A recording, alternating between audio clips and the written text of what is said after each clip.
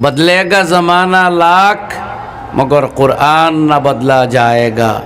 ये दुश्मन क्या समझते हैं जो अपने दिल में हंसते हैं, अभी इस्लाम जिंदा है, अभी कुरान बाकी है। अल्हम्दुलिल्लाह।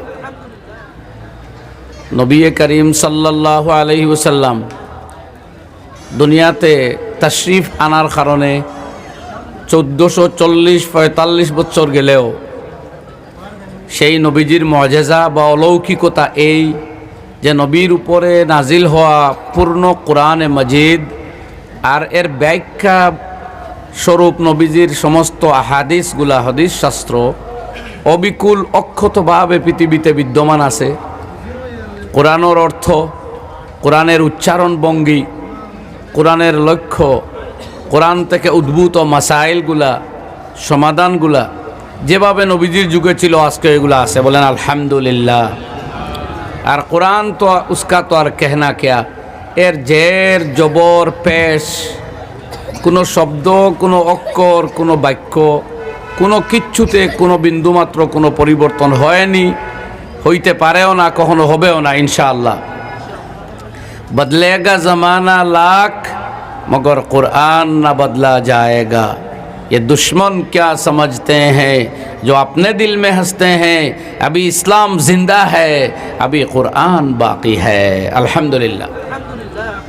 সুতরাং আমার ভাইয়েরা, এই কোরআন সেই জীবন্ত কিতাব, যে কোনো দিন যে কোনো মুহূর্তে কোনো জাতি যদি তার মধ্যে থাকা অনৈসলামিকতা, অসামাজিকতা, অন্যায় অবিচার অত্যাচার কুকর্ম মন্দকর্মগুলা নোংরামি বাদ দিয়া তওবা করে আর কোরআনের দ্বারস্থ হয়, তেই কোরআনে কারিম সঙ্গে সঙ্গে তার জীবন পাল্টাইয়া দিয়া, গোটা জীবন বদলাইয়া দিয়া তার একটা বিশুদ্ধ মানুষ, পাক এবং পবিত্র জীবনের অধিকারী সার্থক এক ইনসান বানাইয়া, এক আদর্শ নাগরিক বানাইয়া নবী পাক আলাইহিস সালাতু ওয়াস সালামের সাচ্চা এবং পাক্কা উম্মত বানাইয়া আল্লাহ জাল্লা শাআনুহু আম্মা নওয়ালুহুর খাঁটি এবং নিছক বন্দার গুলাম বানাইয়া দিব। হন সুবহানাল্লাহ। সর্বোপরি এই মানুষ বেহেশতের অধিকারী হইবে। কোরআন সেই জীবন্ত কিতাব যার প্রাসঙ্গিকতা, যার প্রয়োজনীয়তা, যার আবশ্যকতা যেভাবে আগে ছিল আজকেও আছে, যুগ যুগ ধরে থাকবো। বরং যতদিন এই পৃথিবীর মানুষে কোরআন আঁকড়াইয়া ধরব ততদিন পৃথিবী জীবিত থাকবো। যেদিন এই পৃথিবীর মানুষে কোরআনের আমল বাদ দিলাইব তখন দুনিয়া ধ্বংসের ফয়সালা হয়ে যাবে। সুতরাং এই দুনিয়ারে টিকাইয়া রাখতে হইলে কোরআন টিকাইয়া রাখা দরকার। কোরআন ইনো থাকে না, আসমানও থাকবো। বাল হুয়া কুরআনুম মাজিদ ফি লাউহিম মাহফুজ। কোরআন লৌহে মাহফুজ সুরক্ষিত জায়গাতে লেখা আছে। এটা আল্লাহর সিফত কালাম, কোনো পরিবর্তন হইতো নাই। তবে কোরআন যতদিন এই পৃথিবীতে আমরা কোরআনের গেসা হইয়া তাকমু, আমরা বাঁচমু, দুনিয়া বাঁচবো। যেদিন কোরআনে মজিদের মতো আজিম কিতাব তাকি গেসা গেছি আমরা বাদ দিলাইমু, জমিনও আমরার প্রাসঙ্গিকতা কমি যাইব, জমিন তার আত্মারে হারাই লাইব, তার রূহ হারাই লাইব, জমিন তখন আর তাখতো নাই, আল্লাহ ধ্বংসর ফয়সালা করবা।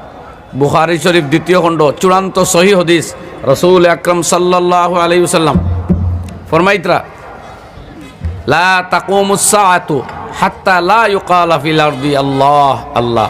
এই জমিনে যতক্ষণ এক মানুষে আল্লাহ আল্লাহ উচ্চারণ করব, কিয়ামত আসতে পারবে না।